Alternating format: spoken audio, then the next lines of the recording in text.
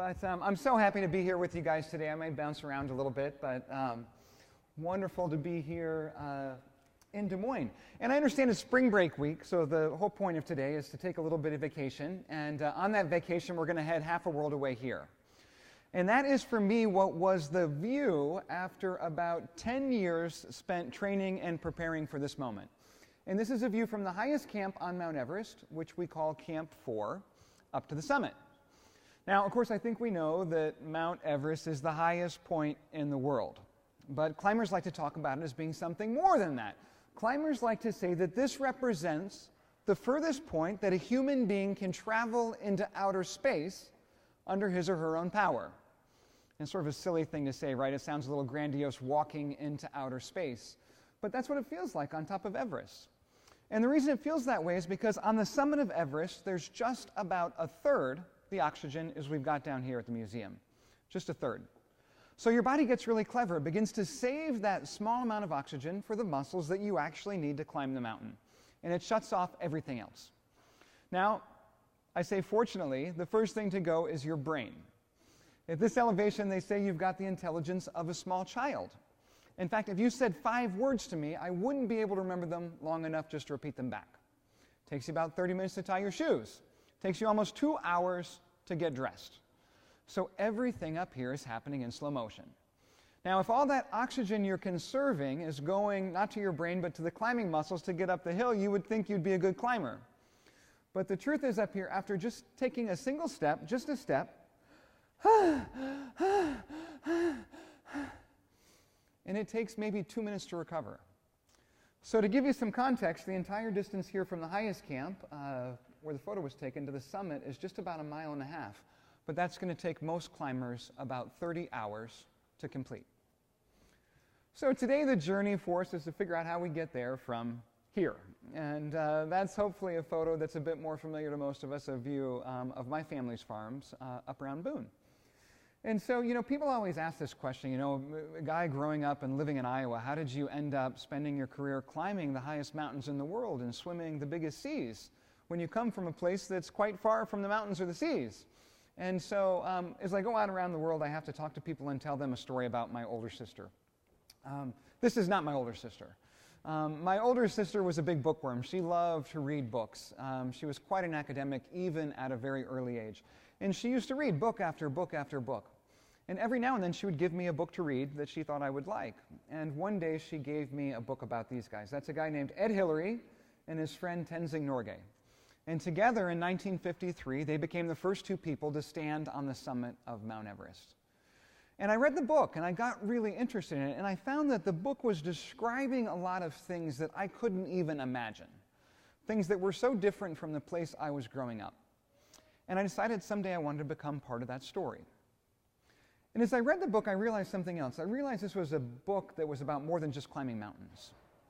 It was a book about a couple of people that had the audacity to dream and reach for a dream that the rest of the world knew was impossible. These were 2 people that had the audacity to dream for something that was so big, the rest of the world knew that it was impossible. And they achieved it because of the belief in that dream. So after I read the book, I ran downstairs, I found my dad, and I told him my idea, my plan. I told my dad, you know, one day I'm going to climb Mount Everest. And I had a great dad, a great Iowa dad, and he did what great Iowa dads do. He pulled me up in his lap, and he said something very wise. He said, you know, life sometimes gets a little complicated. He said, if you're going to achieve that dream, you have to remember where it is that you're going.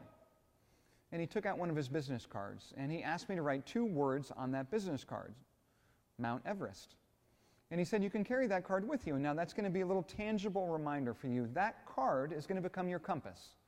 And as you're heading off into your life, as you have a big decision to make, if you forget where it is you're headed, you'll have that little physical reminder in your wallet that will keep you on your track. And so I was off. Now, you know, the problem I found is when you're a kid and you have a dream of the future, it's a long ways away. For me, this was a 15-year dream at this point.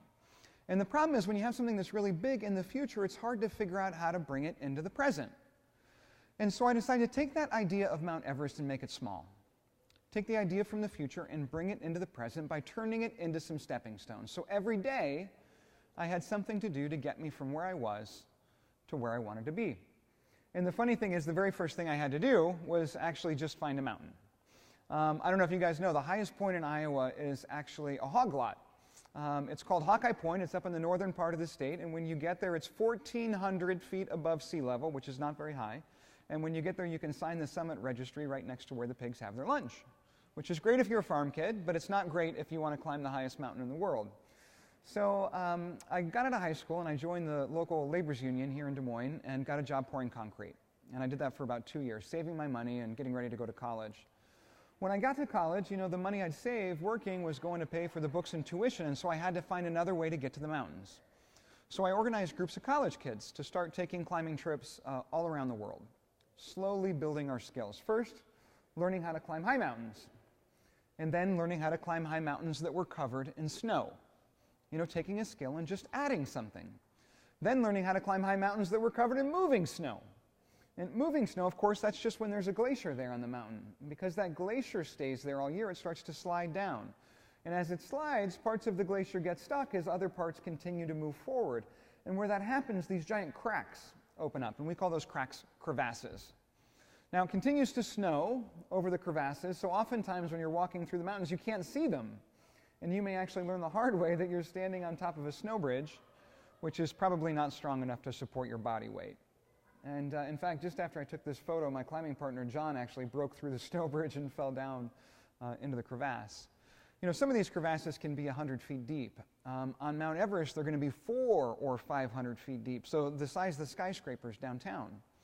So to protect ourselves, we've tied ourselves together with a rope. And the idea is if anybody falls in the crack, the others will catch the rope and pull them out and continue with the climb. So at this point in my life, I was doing a lot of climbing. And I was frankly missing a lot of school. And so the dean of the business school up in Iowa City, she came to me and she said, "Hey, Charlie, if you're serious about this Everest thing, we need you to spend a little more time in the classroom." And so I realized I had to start getting creative and try to figure out how to climb mountains while living and training in Iowa. And so this next little video clip is a video that was put together for Living in Iowa on PBS.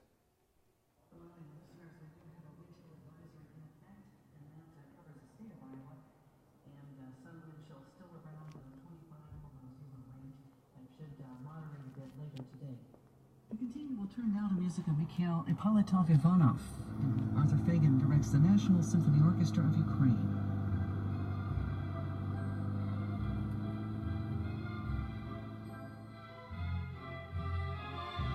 Bad joke, it's so cold. Oh no.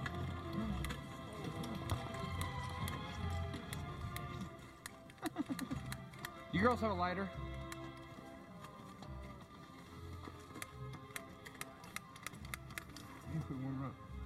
Put it in your pocket. Is it all the way turned up?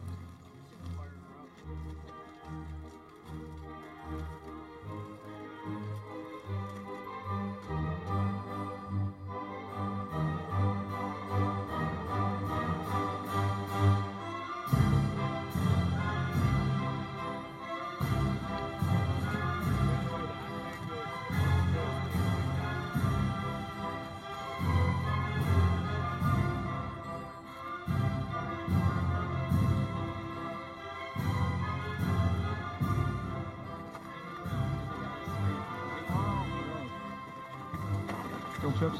Absolutely.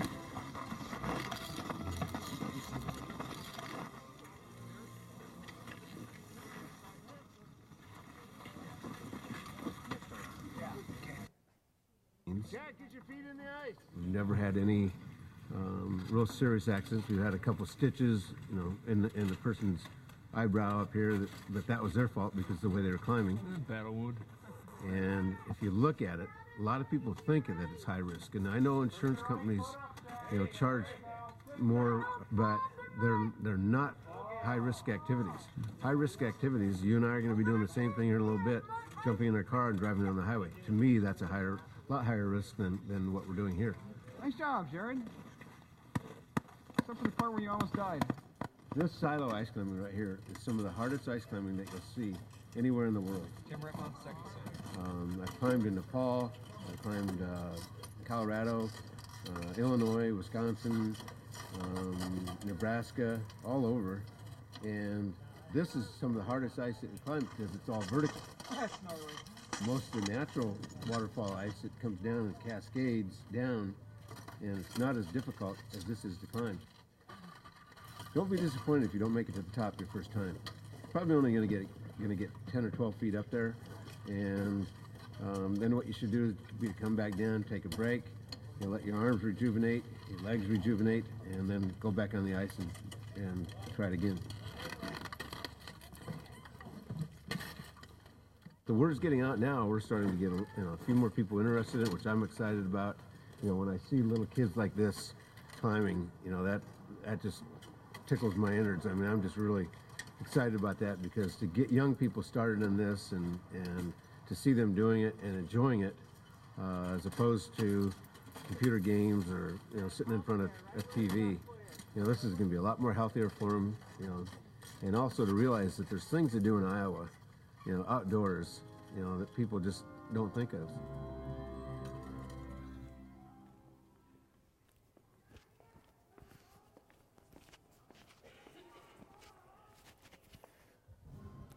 So what I found was, we're surrounded by the things that can help us get from where we are to where we want to be. We just have to be a little creative with how we approach them.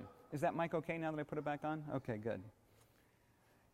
And so this is a great example. You may be living in Iowa and training for ice climbing by climbing a waterfall on a side of a silo. But on Everest, we're going to use this same climbing technique to climb a wall that's over 7,000 feet high. So it's a great idea. Use the things you've got to get the things that you want. And so I built these tools over a period of about 5 or 6 or 7 years and put those tools in my tool chest, these skills. And I went after my first long-term goal, which was a climb of Mount McKinley up in Alaska in 1996. And we had done it. We achieved one of the major stepping stones trying to get from my home in Iowa all the way to the summit of Mount Everest. But as I started moving down this path, I started to realize there were some things that were happening that I hadn't expected, some things that I couldn't possibly have anticipated. I was on an expedition down in Mexico trying to climb the 3rd, 5th, and 7th tallest mountains in North America. And here we are in number 5. So the idea was we would climb all night long under the stars with the idea that we would get to the summit in time to see the sunrise. And as we climbed through the night, we saw this strange cloud that began to form behind the mountain next to us, a mountain called Popocatépetl. And as we climbed higher and higher up Iztaccíhuatl, we saw the cloud getting bigger and bigger. And as we reached the summit of Iztaccíhuatl, we saw for the first time the molten lava pouring out of the top of Popocatépetl. And we got scared. And as we became scared, suddenly that summit didn't seem so important anymore. And so we turned around and we ran back down to Mexico City, where we found portions of Mexico City had actually been evacuated because it was such a severe eruption. And so, since that day, I've spent a lot of time thinking about fear. And I think what I've realized as a climber is in life there's 2 reasons why we become afraid. The first is because we're doing something we shouldn't be doing. And fear is kind of our body's way of protecting us. Fear kind of kicks in and it tells us to stop and to return to safety. The second type of fear, though, is a little bit different. The second type of fear is what we feel when we're on a new path, to a new dream, maybe your dream. And oftentimes it's something our friends and family hasn't done before, and with that newness comes some uncertainty. And with that uncertainty comes fear. So I realized in my life, as I was going to be successful on the Everest dream, I had to learn to distinguish between the 2 types of fear, recognize the first and respect it, and return to safety, and recognize the second in order to overcome it and succeed. And so I realized I had to start training for dealing with fear, and to do that I went here. This is a 3,500-foot piece of granite, a mountain in California called El Capitan. And I trained for this actually in Iowa City by climbing up and down the old oak tree, literally in the backyard. And I got out there in the pickup truck and looked out through my telescope, and this is the view through the telescope. This right here is the local KOA campground. This is a little hammock that's bolted onto the rock. And this right here is the lead climber, the guy who's trying to advance the route higher. He is tied with a single half-inch line to his buddy who's sitting down here in the hammock. And the idea is if he ever falls, he shouldn't fall more than twice the distance of where his friend is holding the other end of the rope. So I thought, all right, we're here to train for dealing with fear. I got on the rock and we started climbing up. This is my climbing partner, John. He's below me right now. This is the rope. I'm tied to the other end. These carabiners are holding me with some rock protection, which are these camming devices in the crack. This is our camping gear that we're hauling up behind us as we climb. And the green stuff here, that's the trees and the valley below looking down. So very, very steep climbing. Now it was John's turn to take the lead, so he passed by. You can see it's very steep here, the rope coming down. This is a little ceiling here, so just like the ceiling here, he'd be trying to climb across this to get up higher like this and then continuing on. At this point, he got over the ceiling. He's still heading up. Here's John. Here's the team in front of us who were about ready to pass by, and there is their camping gear dangling down. So you can see the rock here is about 110 degrees overhanging. If your toes slip off the rock, you just have to do the best you can with your fingertips. So we would climb up this rock during the day, and at the end of the day, we would put a piton in the rock, and we'd slip our rope through that piton and slide back down the ropes into our hanging camp. That meant we only had to move the camp higher every other day. That saved us a lot of time because moving the camp takes a lot of work. That's the good news. The bad news, on the odd days, somebody has to climb the rope. So this morning, John lowered out of the hammock. At this point, he's about 1,500 feet off the ground. He's 70 feet out from the base of the wall on a single half-inch cord, spinning around in circles and bouncing up and down. So you can see, it's a great place to train for dealing with fear. Now, the trick on El Cap is, what we do is we climb the cracks. You saw the crack that I had the cams in. We climb up those cracks to get from the bottom to the top. But the problem with an expedition like this is the same problem we have in life. There's often no crack that goes from the bottom to the top. Somewhere along the way, you're going to have to change courses. So John and I had now been climbing for about 2 or 3 days when the crack that we were in came to an end. So we had a decision. We could go back down onto the ground and try to find a new crack that might take us higher, or we could work together and try to be creative to find a way out around this corner to where there might be another crack that would continue to take us higher.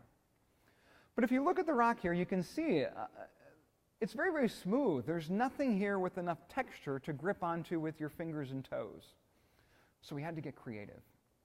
What we did here was we took some little tiny pieces of copper, about the size of a quarter, and we looked at the rock for a section with a bit of texture, and we put the copper quarter on the textured section. And then a little steel hoop on top of that, and another copper quarter on top of that. Then taking out our hammer, we smashed the copper against the rock. Now, because copper's malleable, it's going to take the shape of the rock. And if you're really good at this, after it does that, that little steel hoop, it might be just strong enough to support your body weight. Now, of course, you never know if it's strong enough to hold you until you're on it. And if it's not strong enough to hold you, it certainly isn't strong enough to hold a fall. So as John headed out around the corner here, 2, 4, 6, 8, 10 copperheads, he disappeared. Now, when I'm working with the kids in the schools, I always say to the children, how many of you would trust your friends in this situation? They all start to look at each other. Well, the point's obvious, right? I mean, we have to surround ourselves in life with people that we would trust in this situation. Because John disappeared out around the corner here, and the first sound I heard was ping, ping, ping, ping, ping, ping, as each one of those copperheads popped off the rock, and John fell down through the sky. Now, fortunately, this was a moment we had trained for, right? And that's the point. In life, we take all these positive moments, building from where we are to where we want to be. That's the hard work that we put in every day to get to our dreams. But the negative moments, they don't work the same way, right? The negative moments, the bad decisions we make, can take away all those years of hard work in an instant. So the only thing you can do for the negative moments is to anticipate them. So when bad things happen, you're ready. And this was a moment we had anticipated. So as John started to fall, I slowly brought that rope back against my belay device, slow enough so the rope wouldn't heat up and burn and break, but fast enough so I could stop his fall before I ran out of rope. About 150 feet later for John, I managed to stop his fall, And then over the next couple of hours, I managed to pull him back up onto the rock to the high point where I was still safely attached. And the tough thing you have when you're on a team is you have to know when it's your turn to follow, and you have to know when it's your turn to lead. And now it was my turn to lead and try to find a way out around this slippery section to where we hoped there might be another crack that would continue to take us a bit higher. And we found it. We got around the corner. This is a little video of the view up there, now about 2,000 feet off the ground on the side of El Capitan. And you can see John here is hanging out in the hammock. This is our little 2-bedroom apartment here for the night. John got the inside of the ledge that night, so he's happy. And looking up, here's the crack that I had found that was going to allow us to continue to climb higher. So you put these dreams together over many, many years, and then hopefully as the dreams come together, you arrive at the base of your climb. And so for me, I spent, about 7 to 10 years training for Mount Everest, building these tools. Again, doing the things we talked about today, taking the big idea and making it smaller, turning it into some short-term and long-term goals, turning those short-term goals into some stepping stones, learning how to overcome fear, recognizing the fear that limits us from the fear that protects us, recognizing oftentimes the path we begin on is not the path we end on, and using creativity and teamwork to make those transitions when we have to do it. And if you can put those skills together, you may just arrive like I did at the base of your expedition. So from Des Moines to Mount Everest, it's actually as far as you can get. If you fly either to the east or the west, it's actually the same distance. So I flew from Des Moines to Denver, Colorado, to Los Angeles, California, to Osaka, Japan, to Bangkok, Thailand, and then into Kathmandu, Nepal. It took about 2.5 days. From Kathmandu, then you have one last flight up into the Himalayas, where you begin your hike. But you're a long ways from home. And so when I got off the plane in downtown Kathmandu, these were the two guys that greeted me, a classic snake charmer on the main street in Kathmandu. And I realized very quickly this is very different than the place that I grew up. But instantly I felt at home when I could see the vest that he was wearing showed the Pioneer Hybrid logo. So that's pretty good for a farm kid. And one last flight up into the Himalayas, and here they are unloading our plane. These are all the boxes, and this is the baggage claim area right here. And you can see no conveyor belts. They're not going to trouble themselves with that. The equipment all just goes right there on the runway. And this is all the equipment we're going to use for about 3 months of expedition climbing here in the Himalayas. So we head out here onto the tarmac at an elevation of about 9,000 feet, and we had about 50 yaks to carry our equipment in about 50 miles into the base camp of Everest. The yaks are really incredible animals. As I'll tell you in a few minutes, human beings, if we climb too high too fast, it makes us very sick. Yaks are actually the opposite. Yaks, if they go too low, it makes them sick. So yaks can't actually live at an elevation below about 10,000 feet. So they're made for these high Himalayan mountains. What's interesting is the Sherpa people are the local people that also live in these high mountains and have adapted to living at these high elevations. The problem the Sherpa people have had for hundreds of years is that there's no cooking fuel there. So it's interesting how the yaks and the Sherpas have worked together. So what happens is the yaks wander around up here, and they find these rocks. They'll find just a little twig or a little piece of grass or something to eat. And they'll do that all day long, finding the little bit of shrubbery up there. And they'll eat that, and they'll digest it, and it comes out the other side. And the Sherpa people then will go and collect all these little yak dung pellets, and they are just like a little bit of charcoal. And that's what they use to heat their homes and actually cook their food and fuel everything up here in the high Himalayas. So if you go to Nepal and you have a cup of tea and it tastes a little funny, don't ask them how they cooked it. It's a very interesting way how the people and the animals coexist in this high, high elevation. So as we began to hike higher, these enormous mountains started to peek out from behind the ridges and clouds. And climbers call this the rooftop of the world. And it's very easy to see why. So we headed up to the last village. This is a village called Namche Bazaar. And it's an agricultural town, you can tell from the terrace farms there. And in the dry season, I think they get a few potatoes out of there. And in the wet season, they get a lot of rice. So a very short growing season up here in the Himalayas. But we walked out of this last town hiking up to an elevation of about 14,000 feet. So we're as high as the highest mountains in the continental United States now. And I walked out onto the first glacier of the expedition. And so you'll have to imagine this sight, this crystal white glacier going off to the horizon, giant mountains surrounding us on 3 sides, and a cobalt blue sky. On the glacier is a team of yaks carrying those red duffel bags up into the Everest base camp. And in the midst of the team of yaks was something I had never seen in all my years of climbing mountains. And so I got very curious, and I started to pick up the pace. But remember, it's 14,000 feet, so I'm huffing and puffing, and my legs are cramping and tired.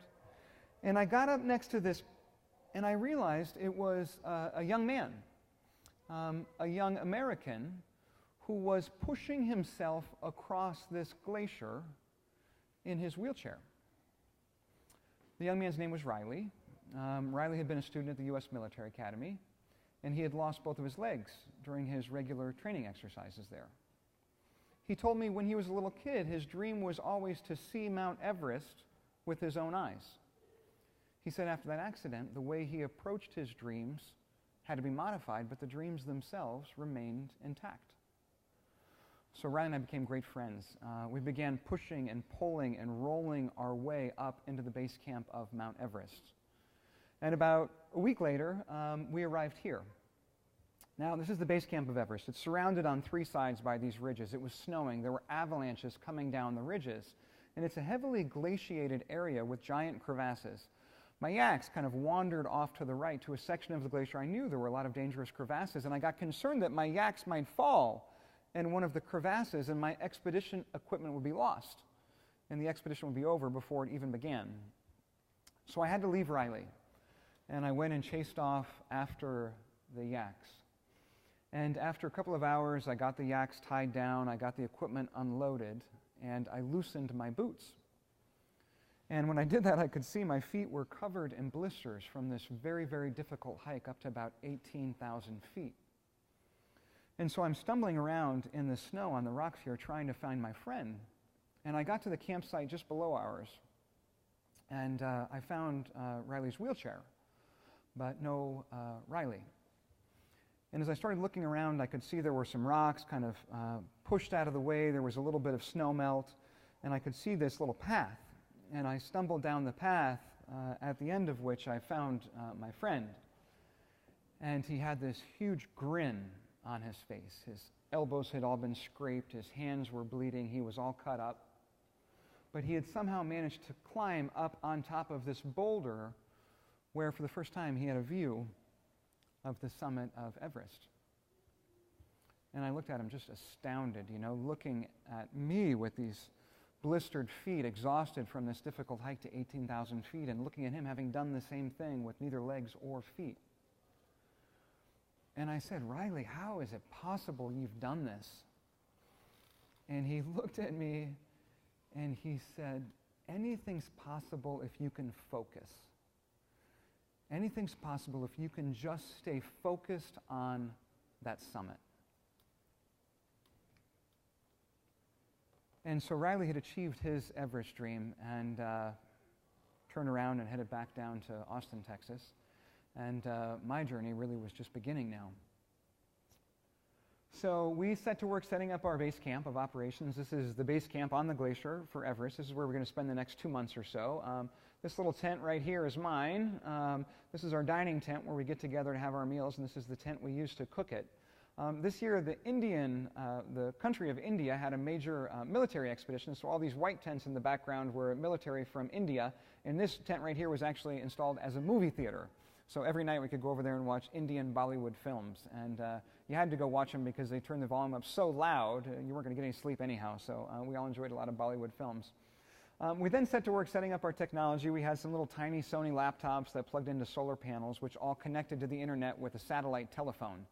That allowed us to keep in touch with our weather bureau so we could track the weather on the mountain. But more importantly, it allowed us to keep in touch with students here in Iowa who in the middle schools were following along with the expedition and helping us to overcome some of the academic obstacles that arose along the way. And so we started climbing up then. This is the first little bit of climbing. It's the most dangerous part of the Everest expedition. It's a section called the Khumbu Icefall. So this is basically the size of that mountain I showed you earlier, El Capitan. But if you can imagine it being covered in a glacier that's falling down the mountain every day. So some of the crevasses here are 300 or 400 feet deep. Some of the snow blocks you see are the size of the skyscrapers downtown. And they're rising up and collapsing around you, literally as you climb. So to get through here in the icefall more quickly, we take these aluminum ladders and we drop them across the crevasses. We don't have time to look for a snow bridge. We've got crampons on our boots. Those are those steel spikes that help us grip on the snow and ice, but they're really lousy for gripping on the ladders. Sometimes the crevasses are so big we have to tie several ladders together. Other times they're big enough we have to climb down inside the crevasse and then across a snow bridge and up and out the other side. Here's a little shot from the helmet cam. So you can see we've taken the rope, we've screwed the rope into the mountain with foot-long ice screws and 3-foot-long snow pickets. There's a little aluminum ladder across onto a snow bridge.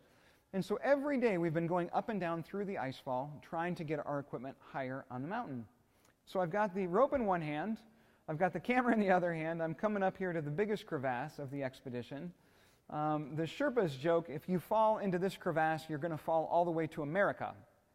I don't think it was quite that deep, but I wasn't interested in finding out. So you can see I'm coming across the ladder here, and remember the steel spikes on my boots? This last step, oh, I misplaced the spikes on the boot, and it sort of twisted my ankle, and I just about went down into the crevasse. But I caught myself, and I decided to stop filming. So that's the end of the filming in the Khumbu Icefall. We got to get out of there. So I headed back up the hill and got up to our Camp 1. Now, this was where the students really began to help us. So here in Des Moines at actually Stillwell Middle School, the kids had built a scale model of Mount Everest in this section called the Western Cumb. Using that information in their science class, then, they calculated the rate at which the glacier would slide down the mountain during the expedition. They then, in talking about weather, tried to figure out where the wind tunnel would form coming down the glacier. So taking all these varying calculations for the day we were going to set up our tents, all the way to the day the expedition would end, they advised us where they thought the perfect tent placement would be. And we listened to them. So the teachers loved this. They were telling all the kids, you know, you guys really need to pay attention or Charlie might die. And it was sort of funny, but not necessarily untrue. So the kids were really working on their homework. So they told us to put our tents right here, and it was a very unconventional place for our tents.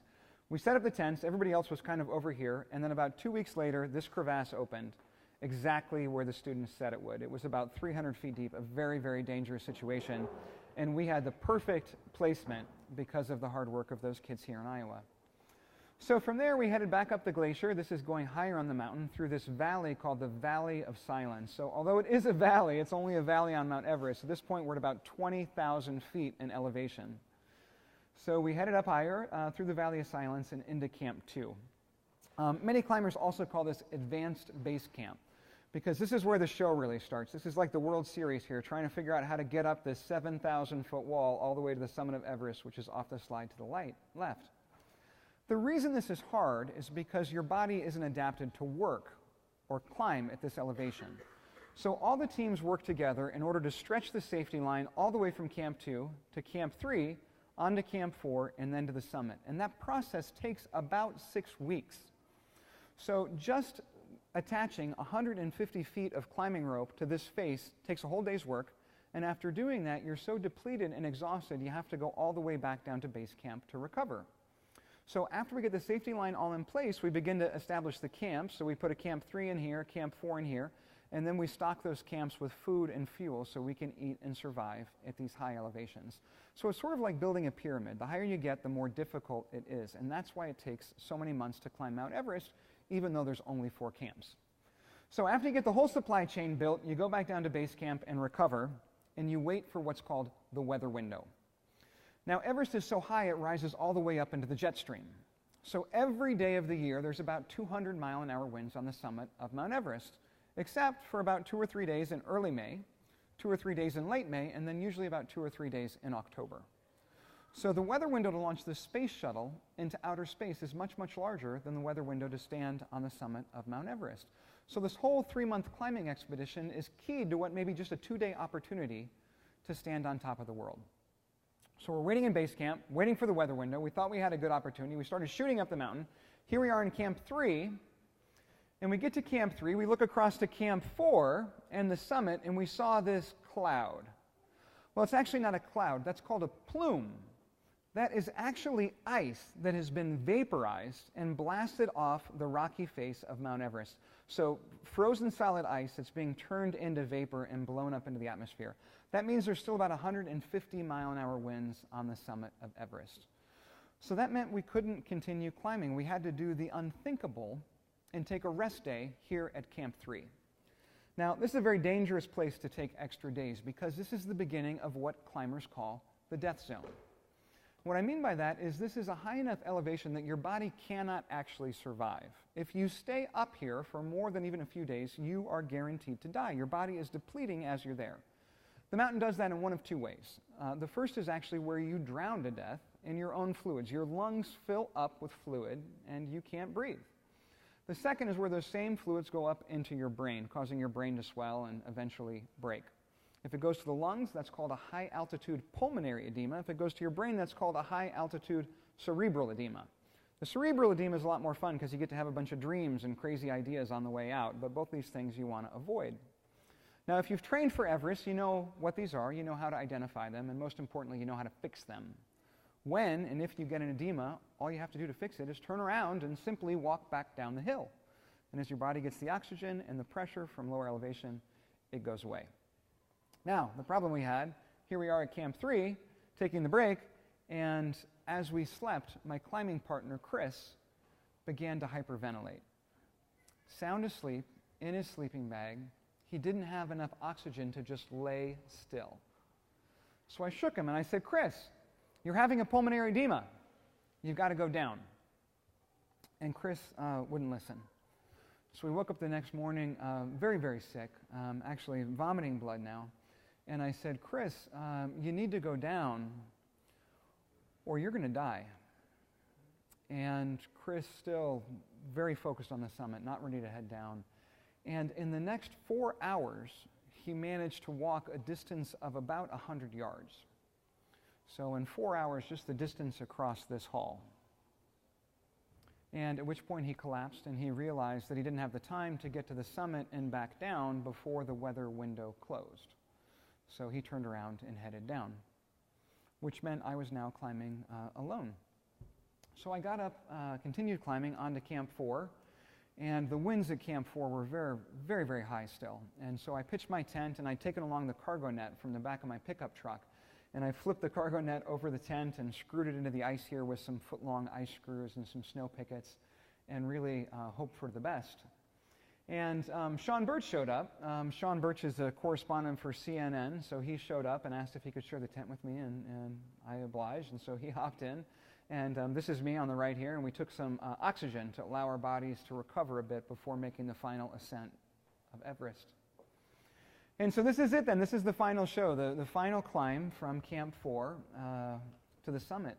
And what we're going to do is start at about 8 o'clock at night, climb under the stars all night long with the hope of getting to the summit in time to see the sunrise. So we'll stumble out of our tents, climb up one of these snowy bands to get in a crack called a couloir, up along the crack to the ridge, and when we finally reach the ridge, we'll climb along that to the south summit and then on to the true summit.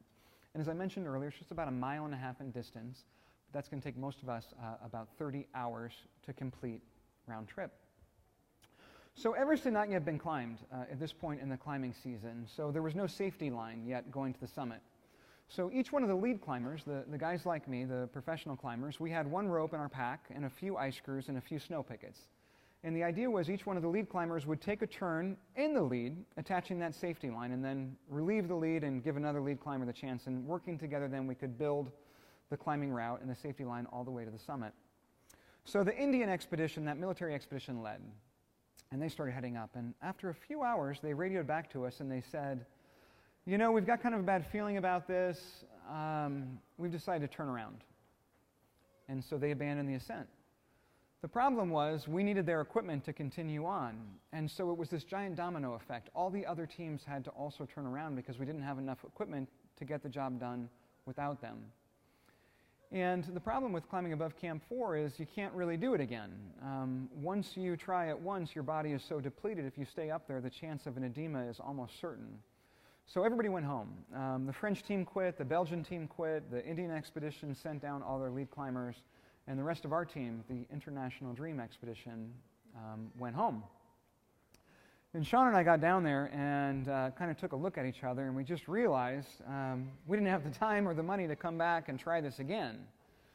So we decided to take a little bit of a gamble. We decided we would go off of oxygen and wait and see what happened. We knew going off oxygen, it was very likely we would have an edema, but we had a few bottles of oxygen remaining, and we thought if we had an edema, we could put on an oxygen bottle at a very high flow rate and descend the mountain safely.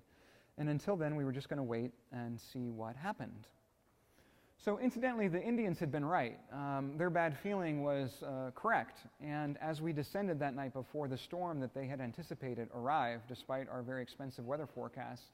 And on the descent, I was blown off my feet twice as we retreated to Camp 4. So we sat in Camp 4 that afternoon, kind of looking at the mountain, realizing this was a very bad situation, and frankly, feeling my dream slipping through my fingers. And so I started to get really upset. This was something I'd worked my whole life on. I'd saved money for years and years. I'd sold my car. I'd done everything I could to get there. And here I was, just feeling it slipping through my fingers. And so I started to think about what I had done wrong. And as I thought about that, what I realized was this was the culmination of my life's work. At this point in my life, this was going to be the most important day of my life. And I decided on that most important day to let somebody else lead. And when they decided to quit, I had no choice but to quit with them. So I decided at this point, from then on, when it was a day that really mattered, I was going to make sure I was out front with the people and the equipment I needed to get the job done. And so I started stumbling around Camp 4, trying to find all the old scraps of rope I could find, all the old broken ice screws or snow pickets, and loading them up into my backpack. My friend, who's a Sherpa, Pasang, he climbed up to Camp 4 to see what I was still doing there. And he asked what I was up to, and I said, "Pasang, I'm going to lead the mountain." And he thought that was the funniest thing he'd ever heard. But he said it was his kind of adventure. So he said if I was going to lead the mountain and establish the safety line, he said he would climb up behind me with the 6 remaining oxygen bottles that we had between the two of us. Just a superhuman load at that elevation. And so we set off about 8 o'clock at night. At this point, I hadn't had any food or water for about 2 days, so my tongue was swollen up like a balloon from the dehydration. And I'd take a little bit of snow on my mitt and just put it on this mitt right here actually, and put it on my tongue to try to reduce the swelling and just get a little drop of water down my throat. And we kept climbing. Because the route had not yet been climbed, the snow was very, very deep, and so at points the snow was up to my knee, at one point even up to my thigh. And I didn't so much climb as just fall. And so I'd stand up and I'd breathe heavily and I would fall forward in the snow. And after a few minutes, I just would stand up again and fall forward in the snow. And I was literally falling to the summit of Everest. And the night went on, and the sun came up the next morning, and we realized we had another problem. We had climbed up into a whiteout. As the sun came up, we were in a storm, 40-mile-an-hour winds, almost no visibility, very difficult conditions. So we tied ourselves together with our last rope, and I would climb out to the length of the rope and then stop, and Pasang would climb up to meet me so we wouldn't lose each other in the whiteout. And then finally, as we climbed, I just became exhausted. It was too much. And so I fell over in the snow for the last time. And Pasang climbed up next to me. And your emotions at this elevation are very, very close to the surface. So I was crying my eyes out and sitting there in the snow, and Pasang wrapped his arms around me. And we just enjoyed that last few minutes as high as we were going to get on Everest. And we stood up and prepared to go down, and just then there was a clearing in the storm, and we looked over and could see this. And this is a view I think every climber is born knowing. It's a view from the south summit of Everest over to the true summit. We had somehow managed to climb all 29,000 feet of the mountain, and all we had left to do was stumble another 150 yards across this little ridge to the true summit, which is just a few feet higher. Now, the problem was the winds are at this point maybe gusting to 80 miles an hour. It's a 7,000-foot drop on this side. It's about a 6,000-foot drop on that side. And we had just run out of ropes. So we're sitting there trying to figure out what to do when our guardian angels came to our rescue in the form of 7 Sherpas from the Indian expedition. The guys we had climbed with the night before, they sent up some replacements, and those guys had seen our headlamps climbing up through the night. They had seen the trail that we had broken and the safety line that we had set. And when we needed their help, they were there. So they shot by us fresh as can be, a lot of extra equipment, and fixed the line that last 150 yards to the top of the world. So here's the view I know you guys have been waiting very patiently to see, the view from the summit of Mount Everest. There you have it. So right, we got to the summit, 3 days without food or water, a day without oxygen, 2 back-to-back summit attempts. The day I reached the top, it was 70, 80-mile-an-hour winds, about 60 to 80 degrees below zero. And that day, I was the only person to reach my summit to come down with all my fingers and toes because hypothermia was so prevalent.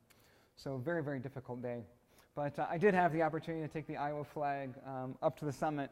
And that mountain axe and the flags are actually on the display just behind here in the Iowa History 101 exhibit. So very honored to have those there. I want to tell you one last story, though, before I leave. I got home from the expedition, and it was a strange position to be 26 years old at the time and have achieved my life's ambition at such an early age. And so that fall, I got the opportunity to go out to New Haven, Connecticut, to hear my sister defend her doctoral dissertation in pharmacology. And at Yale, when you make a new discovery, the tradition is that you have to defend what it is that you say that you've discovered. So Ellen got up behind the podium in a room like today as the room started to fill up with all the world's top scientists. And this was a room full of people that understand what it means when FHF2 is expressed in the hippocampus and DRG neurons and co-localizes with NAV1.6 at mature nodes of Ranvier. And I, for one, was really thrilled to hear about this. But this was a room full of people that understood this meant we were all a step closer to learning how to repair a severed spinal cord. And so after this presentation, we went back to the lab where the discovery had occurred. And my sister's faculty advisor is a guy named Dr. Waxman, who had won a Nobel Prize for DNA research. And at the conclusion of the lecture, he took her paper, this discovery that she had made, and it was about 1 inch thick. And he walked over to this massive wall that was filled with filing cabinets. And he opened one of those drawers of the filing cabinet, and he placed that discovery there with all the others. And I realized immediately I'd been asking the wrong question. I'd spent my life focused on this Everest dream. What's the meaning? What's the purpose in your life? And here was a group that was going from Everest summit to Everest summit to Everest summit, truly creating an entire Himalayan range of achievement and living their lives up to their absolute potential. So today I just wanted to make sure we close with the right question. We're here in a room, in a building full of Everest dreams and Everest achievements. We've all come into this room with Everest dreams and Everest achievements of our own. So today let's celebrate those achievements and ask a much more important question, which is simply, what's next? So thanks so much for having me today. It's been great. It's been great to be with you. And I think we'll have a couple questions. If you have a couple questions. Anybody have a question? Yeah. The insulation in the suit, is it a synthetic or is it? Yeah, the question was, what about the insulation in the suit? The suit is very high-tech, starting with the boots, actually, which are on display in the 101 exhibit. Those are made with a Violite. So Iowan Peggy Whitson, of course, is the astronaut that spent more time in outer space. Her suit is made of the same stuff as the Everest boots. Now, the suit here is made out of actually natural goose down, but it's a very specific type of goose. These goose live in Britain. There's only one little herd of geese that provide a quality of feather that lofts enough to keep a suit warm on Mount Everest. It's called 850 power fill. So it's a very light, very warm type of goose down. On the outside, then, it's actually, the fabric is a special type of gore fabric called gore dry loft. So that prevents the water or snow from getting to the down and staying warm. So if you put that suit on, you're not allowed to put this suit on because it's here at the museum. But there's another suit just like it that I wore the second time I climbed Everest. It's at Active Endeavors here in Des Moines. You can go put that one on, and you'll find that you're hot in about 10 seconds. It's an extremely hot suit. Beneath it, we usually wear 4 different layers. So yeah, very interesting technology. Yeah? What did you say? Do the yaks go all the way to the top? The yaks are incredible climbers, but they only travel as far as Everest Basecamp. Above Basecamp, it's all snow, and there's nothing for them to eat, so they don't really have any interest in heading up above the icefall. Yeah.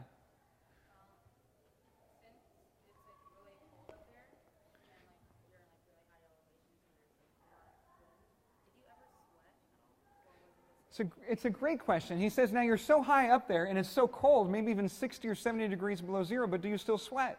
And you do. That's the craziest thing about it. You probably do in Iowa here. If you go out sledding in the wintertime and you're running up and down the sledding hill and it's freezing outside, but you're getting wet and cold because of the sweat. And so the technology in the suit is designed to handle that. So this is kind of an interesting technical thing. I'll teach you two new words. The first is hydrophilic. The second is hydrophobic. So the fabrics that are right along your skin have a hydrophilic fiber that is covered in a hydrophobic fiber. So it works like a little train. So what it does is it takes the sweat from your skin, hydrophilic, that attracts the moisture. The hydrophobic pushes it out. So it takes the moisture and pushes it from your skin outside into the suit. So in some places you can actually see ice on the outside of the suit, and that's because all the fabrics have done their job getting the moisture away from your skin out to the outside so it can evaporate and you can stay dry and warm on the inside. Very technical answer to a good question. Great question. One more question? No, that's it. Okay, well, everybody said, did you have a question? Yeah, how many times have you summited? How many times have you summited? Well, it leads into my final thing here. So I did have a chance to go back and climb Everest again. In 2010 and 2011, I did a trip around the world called the World Triathlon. And so during that expedition, I became the first American to have swum the English Channel and climbed Mount Everest. And there's now 5 people in history that have done that. So that expedition was a 150-mile swim, a 250-mile swim down the River Thames across the UK, swimming the North Sea, and then across the English Channel to France. Then by bicycle from France around the world across 10 countries in Europe and Asia to Kathmandu, and then from Kathmandu through the Himalayas, and again ending on the summit of Everest. I did it all because I had to get a view from the summit of Mount Everest, right? And so the last slide today, that was the second trip to Everest. Just an incredible adventure and perfect blue skies on the summit of Everest. And so I'll leave you with one last little video that I did in partnership with one of the charities we worked with in 2011.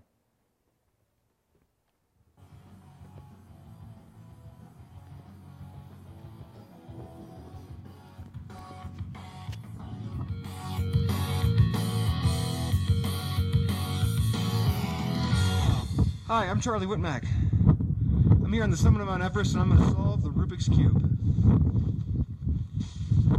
Ordinary Rubik's Cube.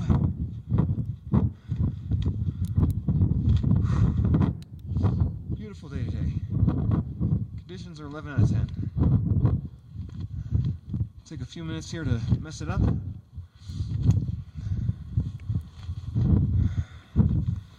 Alright, now we'll start.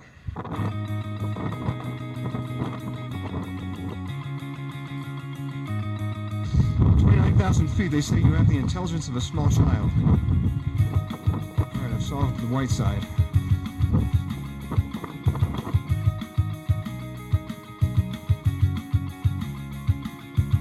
Alright, I've solved the white, the bottom 2 numbers.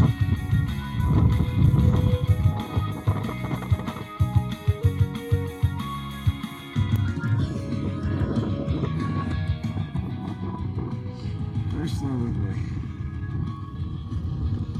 It's hard to keep track of where I am. Solve the yellow top, bottom 2 holes, and the white bottom. I just have to solve the top row. There you go. Solve Rubik's Cube on the summit of Mount Everest. There's one more thing I have to tell you. Join me.